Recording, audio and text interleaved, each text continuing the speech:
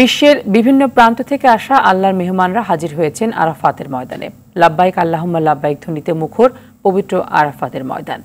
সেলাইবিহীন সাদা কাপড় পরে সকাল থেকে সূর্যাস্ত পর্যন্ত এখানে অবস্থান করবেন হাজিরা। এবার হজের খুতবা পাঠ করবেন শায়খ ইউসুফ বিন মোহাম্মদ বিন সাইদ। উপস্থিত প্রায় ২৫ লাখ হাজির নিরাপত্তা নিশ্চিত করতে সব ধরনের ব্যবস্থা গ্রহণ করেছে সৌদি সরকার। বিস্তারিত শাহাদাত শাওনের রিপোর্টে। নগদের কাছে সব গ্রাহকই প্রিয়, তাই তো সারা দেশে ক্যাশ আউট চার্জ সবচেয়ে কম।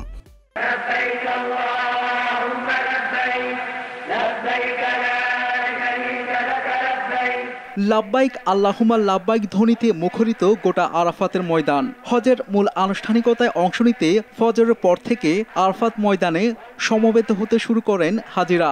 এখানে সূর্যাস্ত পর্যন্ত অবস্থান করবেন তারা।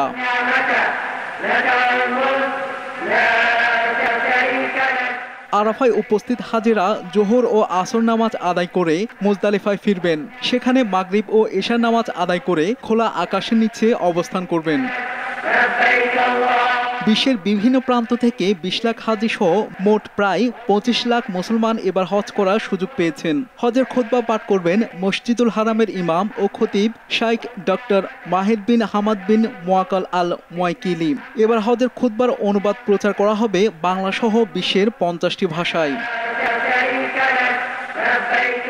১০ জিলহজ রবিবার মুজদালিফায় ফজর নামাজ আদায় করে মিনায় যাবেন হাজিরা। মিনায় শয়তানকে পাথর নিক্ষেপ করার পর কোরবানিতে অংশ নেবেন তারা। পরে হাজিরা মসজিদুল হারামে গিয়ে কাবা শরীফ ৭ বার তাওয়াফ করে আবার মিনায় অবস্থান করবেন।